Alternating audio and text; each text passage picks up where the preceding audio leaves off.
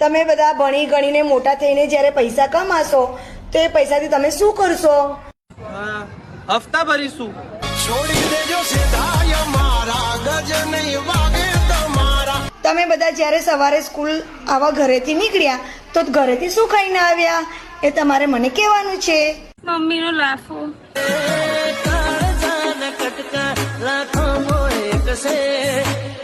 તમે બધા ક્રિકેટ જુઓ છો ને, તો એ ક્રિકેટમાં તમને કોણ વધારે ગમે છે, એમનું નામ તમને આવડે છે?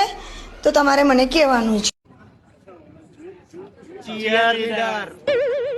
તમને બી જોઈ લા એક વખત મેડમ પાછળ થઈ.